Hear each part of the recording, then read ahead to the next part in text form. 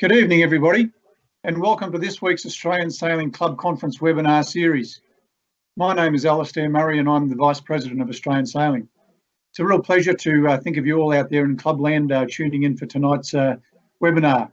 And one of the highlights for me over the last couple of years has been attending all of the club conferences physically and mixing with the clubs and getting to know you all and talking to you about your issues and working on your programs together. It's been great.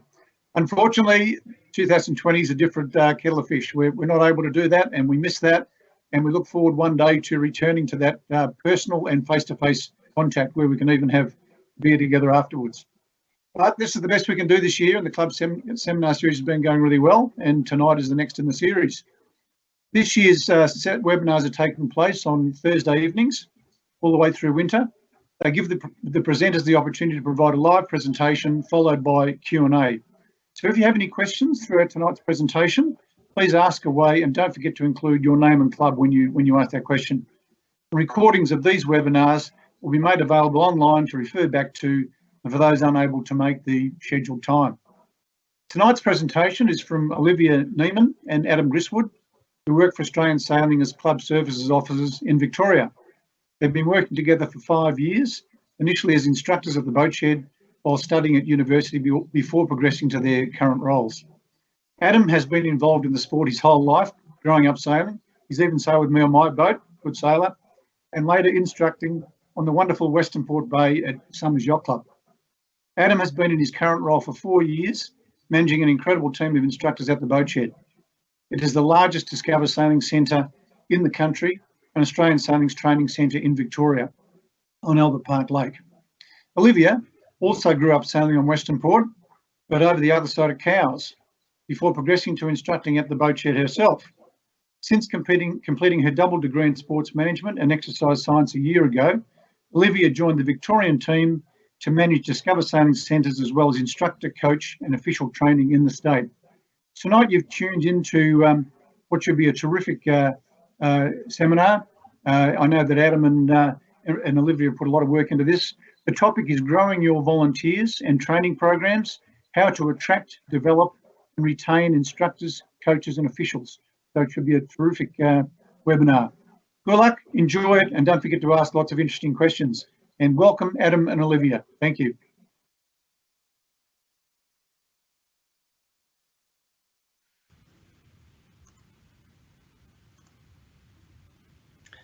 Thanks, Alistair. This evening, for clubs on the East Coast, early afternoon on the West Coast, or possibly somewhere in between, we'll be discussing the ever important and well-discussed topic of volunteer attraction, development and retention, with some focus on instructors, coaches and officials. Of course, we're presenting from Victoria, so we're in our respective homes. So to start off with, we thought we'd share some lovely photos of where we'd usually be working from, but we do hope to be back there soon.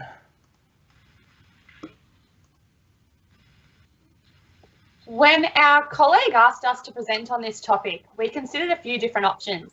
Given how important it is to listen to your volunteers, we realised that it was the perfect opportunity to hear from people across our sport on their experiences in volunteering, instructing, coaching and officiating. We wanted to explore the experience of volunteering in sailing so that we could understand what has kept them around and highlight what will continue to keep them around, so that we can help clubs to work through the challenges of volunteer retention. Given that we are under house arrest in Melbourne, we also saw this as a great opportunity for some social interaction via video call. All of the interviews that we undertook varied in length from 15 to 45 minutes, and there was plenty of valuable content. Each one could probably be their own presentation. So we've spent the last couple of days buried in iMovie to edit them down into the best segments and do the best possible justice to their experiences and thoughts. We hope to bring together some real lived experiences from our guests and give a voice to a cross-section of the sport. So first off, we spoke to Louise Hutton, who has been a national race officer and has been involved in numerous events. So we'll just play that for you now. Hi Lou, thanks so much for joining us and taking the time to contribute to our discussion. A pleasure, it's great to be here. what we thought we'd start with is we'd really like to hear a little bit about your earlier years in sailing. Can you give us a little bit of a background into how you got involved in sailing initially and a little bit of a lead up to your involvement as a race officer? Yeah, absolutely. So I got started in sailing when I was about 7 years old. It's a family trait of ours. So my dad had sailed growing up, and he had a small keelboat when I was a very young child. But really, my first foray into it was in an NS14 that was gifted to us, and we sailed that together, my father and I. I think I was about 17 when someone asked me to take their place for the day running some school team racing in Hobart, where I grew up. And that was sort of an easy way to do race management, because of course you've got lots of little races to fire off instead of a big course that you've got to fiddle about with. And it was a nice introduction, and then sort of got stuck on it since then. I think at the time when I qualified, we didn't have such a thing as a club race officer, but certainly state was available, and that's what I'd applied for, having done a number of state championships and helped out at some national and even world championships in Hobart. And so I was accredited back in 2012. And I think at that time I might have been the youngest one in Australia. I'm not sure if that's still true. That's really interesting. So with that involvement in women and junior sailing, what is the main driver to you being a race official and staying engaged, or what do you get out of it the most, do you think? I think that's true to an extent, certainly. Being able to mentor people in the officiating world is really fantastic as well. So I'm lucky enough to work with some really dedicated people who perhaps don't have the sailing background that I do, but are incredibly enthusiastic. And so teaching them how a race works and how to run things properly is really good fun. I really enjoy doing that. In terms of getting women involved in racing and giving them, I hesitate to use the word role model because I don't think that's quite what I'm doing, but just showing them that there is a path for them, I think is a nice thing. And juniors are just really good fun. They're just really enthusiastic, and they're keen, and they'll go out in any weather as a general rule. And it's really good fun to watch them develop, especially if you do the same regatta over a number of years and you see the same athletes and same kids come back, and it's really, really rewarding to see them improve. Have you found that being involved in sailing as an official and maybe in other aspects, other roles that you've taken in the sport, do you think that's had an impact on other areas of your life? Sailing obviously has a lot of rules, and being an official, you kind of have to understand the rules pretty well. I also studied law, so it sort of fitted in quite nicely with what I was thinking about doing with my life, which sort of ended up going in a different direction, but certainly it's influenced me in both ways. And I think that was one of the things that drew me to the sport, is that sort of regulation side of things a little bit as well. Absolutely. More specifically to the club conference topic, we're interested to know if there were any specific things that were instrumental in keeping you involved. I think the family aspect of it's been a big one for me. That's been, I think, integral to keeping me interested in what's going on and having a sounding board when things perhaps don't go as well as you'd like. Certainly having the support of other race officers around the place, and being encouraged to do events that perhaps I wouldn't normally do. It is rewarding because people do say thank you to you as they come past the finish line. They say thank you in the car park. You usually get free lunch, which is great. And you do get really well looked after. I certainly am by the clubs that I've worked with. They really have gone above and beyond to look after me in terms of providing accommodation and meals and all those sorts of things that are extras and I think really nice. And just having really happy competitors is a big thing. So generally you'll find that people will say, thanks very much, had a great day, that was a tough day, you did really well, all those kind of things just to keep you bolstered, I guess, and understanding what's going on the race course for the sailors as well is really important. So if they're having a good time, then it's sort of easy for you to have a good time as well. Yeah, that positive feedback's really important, isn't it? Absolutely, yeah. It's definitely what's kept me going through some tough times when we've had some issues, and it's what brings you back when you have a really good time. You say, see you next year, easily. I often sign up for regattas a year in advance because I've had such a great time. I just say, yep, sure, I'll put it in the diary for now. So that's something that's been really nice. Yeah, you kind of touched on that sort of creating a balance between work and volunteering and all the other many things I'm sure you've got going on in your life. I know that one thing that really turns people off volunteering is they get a bit burnt out by lots of different commitments. Is that something that you've struggled with? Yeah, I think I have. And I tend to do events, and that makes it a lot easier because I can do a weekend here and there, and it makes it easier to balance my life a little bit better. Certainly if I was running day-to-day events at a club, then that would be more challenging. And so I think that's something that clubs need to be aware of, is not burning out their great officials who run their racing every week, and perhaps finding guest volunteers every now and again just to give them a break. Something along those lines would probably be helpful, but certainly it is as we know, sailing's often a big time commitment in terms of a whole day each week, or even 2 days each week or more, and it can be challenging, I know, for volunteers to get a balance in what they're doing. That's some great advice. Thank you so much for your time, awesome. Lou. A pleasure. It's great to speak to you both. Wow, what a great way to start off, Liv. We really enjoyed chatting with Lou, and one of the main takeaways was how important it is to say thank you, really. And she really highlighted how her happy competitors meant that she was happy. So yeah, keeping the competitors happy, it means you keep your volunteers happy and you run great racing. What did you think, Liv? Yeah, I didn't know that Lou had studied law, so I found it really interesting how her professional and personal interests had overlapped. I also could really relate to how important it is to have a sounding board of people to bounce ideas off. But let's move on. Next up, we have George, who is 20 years old. He is already a senior windsurfing instructor as well as a dinghy instructor, and since moving to Melbourne for uni this year, has joined the instructing team at the Boat Shed. Let's hear from George. Thank you so much for taking the time to join us. No worries. We'd like to start by asking you a little bit about your earlier years in sailing. Can you give us a little bit of a background into how you got involved in sailing, and a little bit of a lead up into your involvement as a dinghy instructor and now also as a senior windsurfing instructor? Yeah, so I first started sailing when I was actually very young, approximately maybe when I was a toddler, and I didn't properly start sailing till I was about 11 years old. So I officially learned to sail at Albury-Wodonga Yacht Club on the border of Victoria, New South Wales, which is a volunteer-based club. And ever since then, I've stuck at the sport. Last year, I became a senior windsurfing instructor, to try and help grow windsurfing through the Out There program in Victoria. Sounds like you've had some great experiences. Have there been any highlights of instructing so far?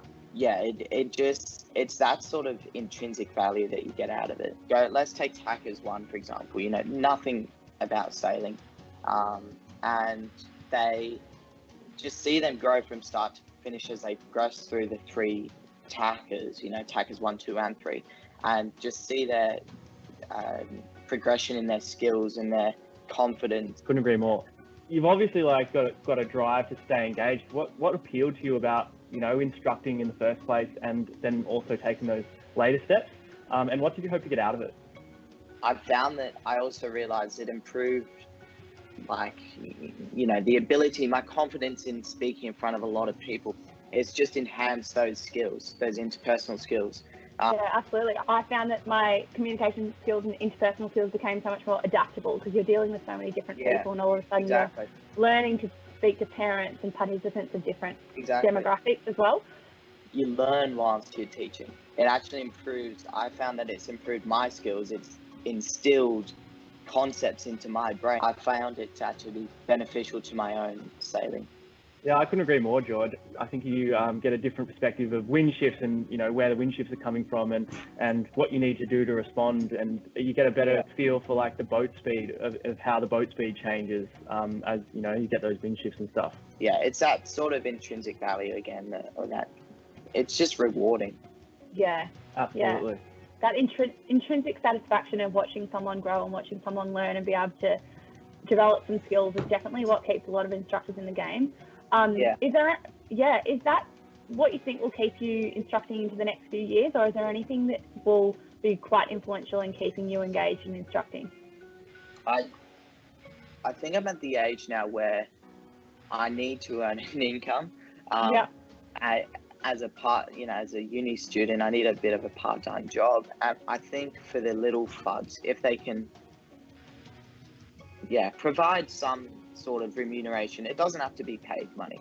So drawing on your experience as a volunteer and as an instructor, and also those other leadership experiences in life, What do you see as, I guess, potential new ways for clubs to find volunteers and instructors? I would say get them involved early if they're young, or as early as they're allowed to be involved, which for me was 12, 13.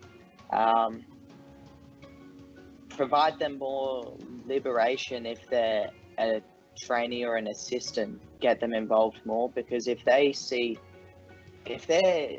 doing what they're told to do and it's a pretty boring job, let's be real, no one wants to do a boring job, and so they're going to be out of it pretty quick. They're not going to stay around because they might not see the what's at the end of the tunnel, if you see what I mean, when they become a full instructor. I think you've hit the nail on the head there, in my experience at least, is that you need to give people meaningful roles and give them the scope to develop and take it on and take ownership over it. Yeah, exactly. I agree. Perfect. Thanks, George, for your time. It's been an absolute pleasure to chat to you. It was really great to catch up with George. I found it really interesting to hear how intrinsic satisfaction and personal development are such huge drivers for him. What did you think, Adam? I agree. I also related to his comment on interpersonal skills and emotional skills that he gained from his instructing. I certainly found that as well, and how those are helping him in other aspects of his life. I also really like the point about him encouraging people to get young people involved really early, as early as possible. I thought that was really, really important. So next up, we thought it was really important to hear from someone from the sailing community who maybe has a few more years of involvement than us. Norm came to mind straight away for me as someone who I've seen at Summers dedicate endless hours of his time and has made an enormous contribution to our club. I'm also happy to announce, actually, just before I found out, that Norm is a finalist for Volunteer of the Year in Victoria. So that's very exciting. And no doubt there are others like him across clubs in Australia. And we look forward to them being highlighted over the coming weeks through the state and national awards that are going to be presented online this year. Let's hear from Norm. Hi, Norm. Thanks so much for taking the time to join us. No problem. What I'd like to do to start with is just ask you a little bit how you got involved in sailing originally, and also what led up to you getting involved more in depth in the club in volunteering and taking up different roles within the club. Yeah, I had a couple of friends that I used to work with that sailed and kept telling me how good it was every Monday morning, and that's why I took it up and really enjoyed it. And not many years after that, I got approached to be on the committee of the club, and I joined that, and it's just gone on from there. Just for context, can you just talk to us a little bit about what your current role is at the club and how that's changed over time? When I first got involved, they didn't encourage volunteers very much. There was a little group that did sea rescue, and I thought that was pretty disappointing. And once I took it over, I sort of encouraged people more and did more training, and generally made it more fun for them. That was I think was the secret.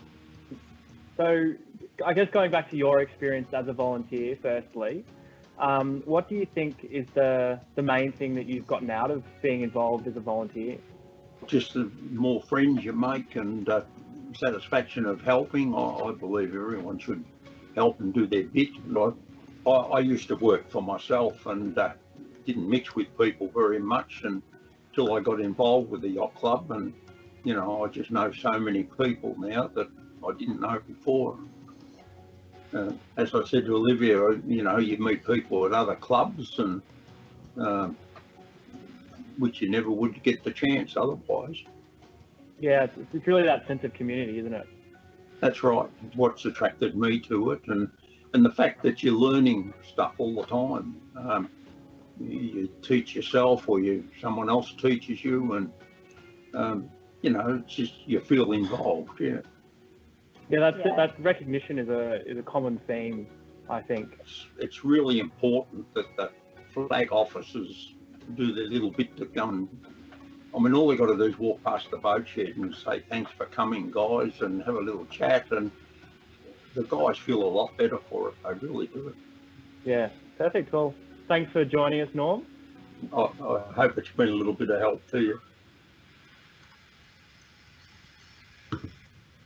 It was lovely to catch up with Norm and to get his perspective. I really loved hearing, it was quite heartwarming to hear about the sense of community and social connection that he's gotten from volunteering. What did you think, Adam? Yeah, I thought it was really good. He also mentioned the importance of tapping people on the shoulder and identifying people's skills or where there might be opportunities for them to develop skills, which I thought was really enlightening, actually. So next we spoke to Mel as someone who has contributed to the sport as a coach across many different clubs and classes. Mel has done most of her coaching at Mornington Yacht Club and last year qualified as a senior sailing coach with Australian Sailing.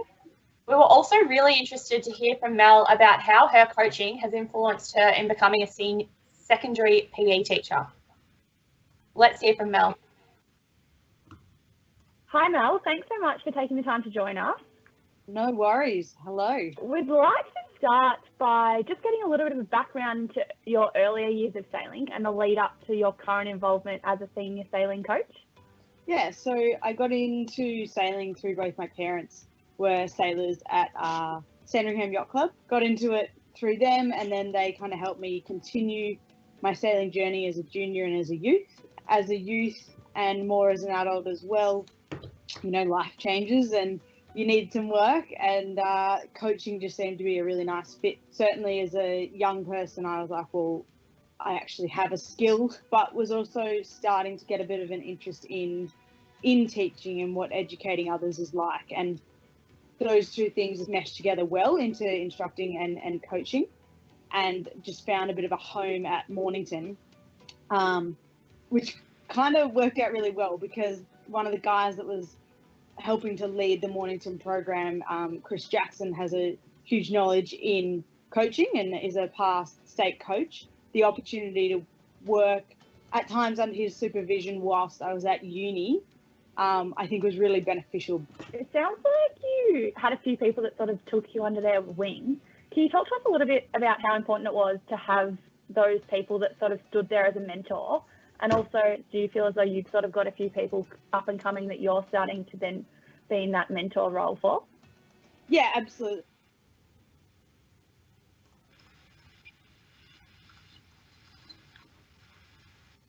I think the ability to have a mentor that you can ring up and say, hey, do you have any ideas on this is so important. And absolutely, I think that because I feel like I've learnt so much from my mentors, I'm giving that back. I know that Sophie Jackson, she's also doing the same degree as me, which is great because I think it's given me the opportunity to see the development that a teaching degree has on your own coaching and how that just completely transforms your teaching practice and your communication and understanding of how people learn is just incredible. Oh, so many good themes to pick up on there, Mel. I don't really know where to start. Firstly, I think it's a really interesting point you make about watching someone else develop. And I kind of, it made me think of when we were talking to George the other day, George Henderson. Yeah. And he was talking about how, from an instructing point of view, how instructing improves your sailing. Yeah. I can see some parallels there between that and also watching someone else kind of go through the same thing that you went through and you kind of pick up on more things out of it. That seemed to be kind of what you were getting at. Absolutely. And yeah, I think it certainly for me, like she's 4 years behind or 3 years behind where I was. So often I'll be like, oh, what's the topic you're doing at uni? And she's like, oh, we're doing teaching games for understanding. And I'll go, oh yeah, I've got to bring my questioning back in. The other bit that I really liked or found really interesting was when you were talking about Chris Jackson. Yeah. And how he allowed you to really take the reins of the program and step back, but it was there as your support. So really engaged you in the role and you were able to take ownership, it seems like. Yeah, I think for me, it was with Jacko, and now at Mornington, Sophie's really stepping up and Andrew Weber is actually really doing the same sort of thing. So just two really great guys, leaders within the club who are really there to support us, but also understand that if you give us and give young people and give others a go, with the caveat that you're, the trampoline underneath ready to catch them when they fall, that they can generate and develop and create something really wonderful. But also they both, in my opinion, really understand that in order to engage young people, you need young people leading them. And I think they both are quite aware that even if they have a great idea and they'd love us to do it, we need to get on board and then take ownership of that idea to get the younger people on board. That's another really great point about skill identification. It's really spot on. You've got to be able to kind of pick, both as a mentor, you've got to be able to pick where your flaws are, your weaknesses are, but also be able to see the right qualities in somebody else and see what they're most suited to as well. We absolutely look for what skills people have and whether they're engaged in the right way and whether they want to get learning out of instructing and coaching, because you're never going to walk into it and be amazing. Yeah, absolutely. I think having a willingness to learn is, you can just pick it in the people that are happy to learn and that can admit where they're wrong, often become the better instructors or coaches. Next question was, what are the main takeaways or things that you've gotten out of coaching? Okay, so I think I was reflecting on this the other day. I think as a teacher, it has made me a lot more confident in my ability to be flexible. I also think my leadership, absolutely.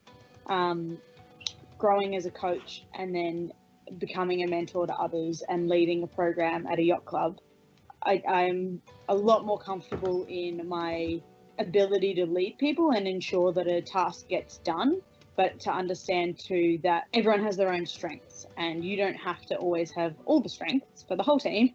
You just have to work out where they are and really enable people to utilize their own strengths for the benefit of the team. I think that understanding that is something that I think has been fantastic.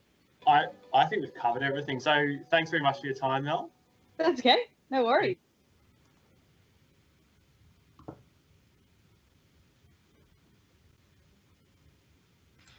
Wow, we were buzzing after chatting to Mel a couple of weeks ago for that clip. I really liked hearing about, well, she actually emailed us afterwards to follow up and highlight the culture at Mornington, which she said really encourages coaches to go out and watch each other in action to develop skills. And I just really liked how obviously they're all really bringing each other up. I really agree that it's so important to have peers at a similar level that you can share ideas with and seek advice from. What did you think, Adam? Yeah, I agree. I think I could speak for both of us when thinking back to when we were instructing at the boat shed together and getting the opportunity to work with instructors from overseas and that sharing of ideas and different approaches that came with that.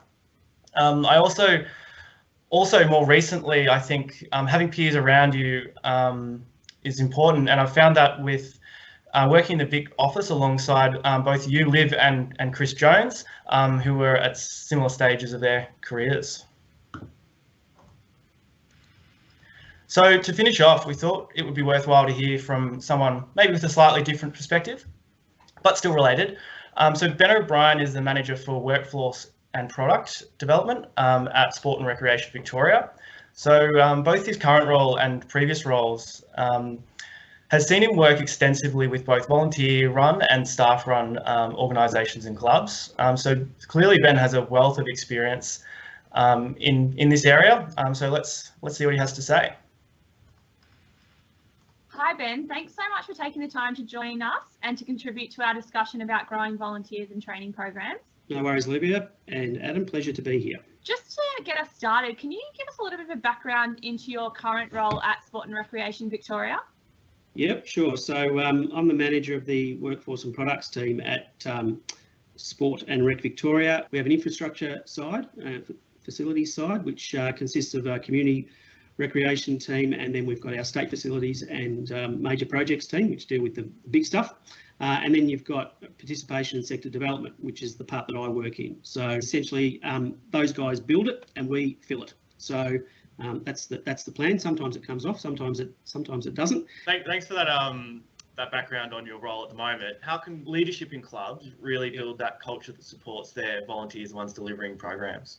So burnout's probably a major factor, and the clubs that I've seen manage it the best have been clubs that have been pretty strict around a principle of almost one volunteer, one job, and spelling that out at the start. So when the person signs up, they know exactly what they're getting themselves in for, and you spell out, if you're the club's committee, for instance, you spell out, no, you are not required to come to meetings. That would be the number one tip that I would give to clubs, and it's possibly easy for me to say, but if you have the luxury of being able to have one person, one job, and even if it was one person, two jobs, that's fine. I couldn't agree more with those points you've made, and it's come up across our other conversations with the people we've spoken to from within our sport as well.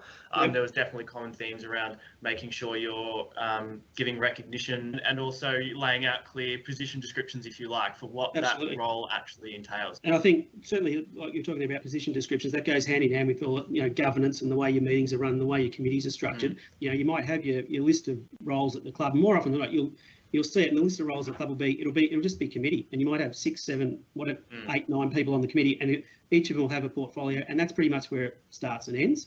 Yeah. The clubs that do it well, they all have a committee, but then underneath that there might be another 30 names, and it's literally down to the person who'll be at the club when the canteen deliveries turn up. Just like basic stuff like that, but everybody knows what their role is. I really liked what you're saying about one person, one role, but I think as you've just touched on now, it's also important to provide people with opportunities to go into new roles and try new things. There's an opportunity there for clubs to not promote, but actually, well, I'll say promote the club as an organisation for people to get vocational on-the-job training. And I know that employers look kindly on resumes that have volunteering experience, but hopefully someone on your committee is aware of what you are doing in your non-sailing life, and there might be a vacancy come up to assist the club that can actually put your practical training to some use. You might have people doing accounting, for instance. Or marketing and running club social media pages. Yep, for instance. Correct. That's exactly right. IT grads, whatever it might be, you will find people who have interests beyond your sport that can actually benefit your club, the way that your club is run. I mean, the most practical example of that is, I've seen it with country footy, is tradies. So there are definitely opportunities there for clubs to, as I said, promote their vocational side of things, rather than just being a place where it's great socially and it's great physically, mental health, all that sort of stuff. But there's also a more serious side where clubs could help out. Certainly their younger members, and just give them experience. And experience in an organisation that they actually actively want to contribute to as well. That's exactly right. Yep. So if you're going to gain anything in terms of experience, if you're doing it in an environment that, number one, you are familiar with, and number two, it's actually that you're enjoying the subject matter, then you'll probably get the most out of it. It really came up earlier when we were talking to Mel, and she was talking about how she had people in her club who really supported her and gave her a job to do and let her take that on, but were there to support her and help her develop in that role. And that's what I see as the really important thing for those people who have been in roles for a long time to be able to do, is to kind of take part of what you're doing and be able to give it to somebody else and support them to bring them up to the level where they can, take on more, essentially. You're right. Giving volunteers that space, just speaking from a professional point of view, we all hate micromanagers, okay? And we've all, no doubt, we've all worked for them. Very similar theories apply to volunteers. Give me the job or give me the instructions, that's fine. Now leave me alone and let me go and do it. So for human reasons, that can be very hard to do if you've been doing it for a long time, because then you straight away you start thinking, hang on, are they trying to move me on? What's going on here? All that sort of stuff. So, there are some clubs out there who have it written into their constitutions that you can only be in a role, a little bit like being the president of the United States. You can only be in the role for a certain amount of time. The other thing that probably committee members have to be wary of is they just keep taking stuff on themselves. Oh, it's got to be done. Okay, I'll do it. I'll do it. I'll do it. I'll do it. You know, it's that classic thing about how do you get something done? You give it to a busy person. So, you know, there's all those little things that come into play in volunteer land. I think certainly the most successful clubs over a long period of time that I've seen in my short time in sport have had that succession planning in place and had those processes in place. Yep, super important, and it's hard. Like I acknowledge that. That was some great insights, and that tied in really well with our chat with Bridie O'Donnell a few weeks ago in our. That's a worry. Yeah, she came on to our first club conference, and she was talking about how sometimes it takes a really big human to be able to step aside and let somebody else fill that space in a committee. Yep. I'd agree 100%. To finish us off, do you have any main takeaways or tips for clubs to best utilise their volunteers? Probably, it's mainly about information, and communication. So being informed is probably the number one thing I would suspect. Putting all the management of volunteers to one side, but to ensure that your club just ticks along well. I'd encourage, certainly in your case and in your club's cases where you've clearly got development staff like you guys working there, that your club should definitely be making use of you, because that's what you are there to help them. Yeah, being aware of what's out there, so you're not alone. There is plenty of help out there available to you. Perfect. Great way to finish. Thanks for that, Ben. Thank you so much. No worries. It was great to get a different perspective from Ben. I really enjoyed, I think it was worthwhile what he had to say about volunteer burnout. I think it's something that we often see within volunteer clubs. And everything he had to say about the one person, one job philosophy, I think that's really important, not to overload volunteers, and creating clear structures and roles is obviously so important for succession planning and avoiding volunteer burnout. Yeah, I agree, and especially around burnout. I think it's really relevant, and it's a big challenge for lots of sailing clubs as well. It also really drove home what all of the others have highlighted about being involved in sailing clubs and providing, particularly for young people, that opportunity to develop skills, especially those skills that will help them in the workforce later on. Yeah, absolutely. As we saw him mention at the end, there's plenty of resources available. He listed off a whole plethora of them. But we just wanted to really highlight that there are so many different things out there for clubs to help with governance and putting these structures in place. And there's never any reason to reinvent the wheel. So there's a list of them there. Including us. Including us. All right, so now just to summarise, I guess, some of the key things that we've heard from our guests. First off, I think it's so important to provide the community and your members a welcoming and inclusive environment. You know, people aren't going to have fun unless they feel welcome and part of something. You know, really buying into that idea of that sense of community. Then, as you and others have mentioned, Liv, you need to understand their motives for that they might want to be involved. Lastly, I really liked Norm's point about that sense of community again. That really drove it home for me. Yeah, absolutely. I think in terms of developing volunteers, we keep coming back to understanding motives. For example, if you've got a parent, maybe try and get them involved with the training programs that their child is enrolled into. Find ways to get people involved in ways that they're interested in and understand their motives. Once again, skill recognition is such a big one, and allow people to take ownership of a role. One person, one job, as we just reiterated, was such a fantastic point from Ben. But also in that, it is so important to give volunteers support and to be a mentor while being there ready to, as Mel said, be the trampoline to catch them if they fall. Lastly, I think, you know, recognizing your volunteers, it came up a number of times. You know, it could be a barbecue, it could be a recognition event. It could also be, you know, for instance, the Australian Sailing Awards that are coming up. I think there are so many good ways that you can recognise your volunteers and look, also your staff as well. Lastly, I think, our volunteers, instructors and coaches are really, and officials are really the face of the sport. They're so often the first point of contact. So they're key, absolutely key to attracting new people. And then linking kind of back to the topic, growing your training programs. You're not growing your training programs and growing your club unless you're attracting and keeping new people around. So all of those things really help to grow our wonderful sport that we have. Absolutely. So thank you for listening, and thank you for volunteering as well. We'll get into some of our questions now. I'll just have a look. We've got one from Anonymous. With the possible loss of volunteers due to COVID, what do you think are some key strategies for attracting new volunteers? I would suggest, I think it's really important to firstly look inwards. I think try and make the most of the members that you have, and find ways to keep those members involved, and look at the people that you've got upcoming within your club and try and really capitalize on that, foster those relationships. But Adam, have you got any ideas for getting new volunteers as well?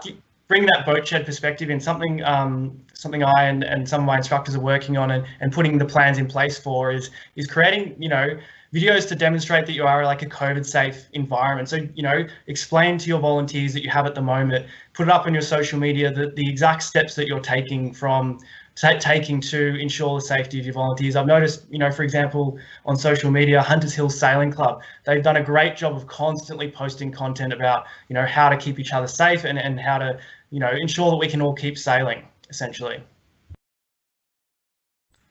Yeah, fantastic. The next question, we've got another one from Anonymous. Great interviews. If you had to list 3 things to help with volunteer retention, what would they be, Adam? 3 things? That's impossible. I really come back to creating that welcoming environment. I think it's absolutely important. Those points around giving people ownership of being there to support them, like that mentoring, I think's really important. And yeah, I keep coming back to thanking people. I think, hearing that positive feedback, like we heard Lou talk about, and certainly in my role, I often receive positive feedback about instructors, and I absolutely make sure to pass that along because it really makes a big difference. Even if I get positive feedback, it's fantastic. So I think 3 things, they'd be it for sure. Yeah, I think absolutely. Definitely. Do you have any differing thoughts, Liv? Yeah, no, I think absolutely. I think I really liked what George was saying as well about how he's sort of gotten to the age now where he's sort of looking for a part-time job and needs to be able to support himself coming into uni. I think that's a huge challenge that definitely happened to me. I know it happened to you as well, Adam, and it's happened to a lot of our friends in the boat shed where people sort of stop volunteering and start looking for ways to make money. And I think that, yacht clubs and sailing clubs have to try and find ways to remunerate them, but also you can be really creative about that. And as we said, when we were talking to Ben, it might just be asking someone to run your social media because they're studying marketing. Little things like that are really good ways to keep people involved. Yeah, especially at that critical age around, the end of high school when you're starting to, go off to university and you need to start supporting yourself. I think, providing those opportunities there is a really critical time. And earlier the better, as George said. Yeah, absolutely. I think if you've got kids that are sort of 10 and 11 years old, that's the perfect age to be starting to think about, how can they, if they're already sailing, get them along and ask them to help with your training programs. Get people involved as early as possible. Have we got any other questions? We've got a couple of positive comments. Suzette, not a question, but a comment. So encouraging to hear from so many young sailors. Thank you. That's lovely. Another good one from Craig. Great job, Adam and Olivia. Very interesting with lots of exclamation marks. It's nice to hear some positive feedback, some thanking right there. It is. I think that might be all of our questions, Claire. Yep, that's the last of the questions. So I guess we're heading back to Alistair. Thank you, Adam and Olivia. I think we've got a couple of naturals there. It was a great way to share the message with a series of wonderful interviews. Your discussions with the cross-section of volunteers has provided some great insights into how clubs can better attract and retain good people. And I'm sure that people that are listening tonight will really pull something out of that. There'll be some great ideas they'll bring from it. I like the way you both highlighted the key points from each, and I just jotted down a few notes myself. Louise Hutton from Tassie, don't forget to say thank you when you cross the finishing line, or whenever you interact with another volunteer or with a volunteer, don't forget to do that. George Henderson, I thought it was great when he said you learn so much by teaching. I never really thought about it that way before, but if you want to learn fast, start teaching. I thought that was great. Mel Hitchin-Haw from Mornington, the importance of mentors. I think that is obviously a critical factor, which Adam reinforced as well. Ben O'Brien, Sport and Rec, he talked about burnout, and I think that's a really critical aspect as well. And I think about all the championships, the Worlds that Royal Geelong Yacht Club held, along with the Festival of Sales and everything they did over the last few months, or the few months over Christmas. I think, boy, burnout must have been a big issue for them. It makes it so important to look after people, make sure you're listening to them, take care of them, and keep them wanting to come back. But I kept the best to last, I thought, was Norm Dewar at Summers, who's a bit of a legend down there for being a finalist for the Volunteer of the Year. I loved it when he said he didn't know many people until he started volunteering at the club. And look at him now, he's now everybody's best mate. When you think about the fact that through volunteering, it's become his social circle, he's such a huge part of his life. So he's deriving so much satisfaction from giving to others. So just in summary, a really fantastic series of interviews and a lot of great points brought out. So thanks again to Adam and Olivia. Thanks to Claire and Emma for running tonight's session and for all the sessions.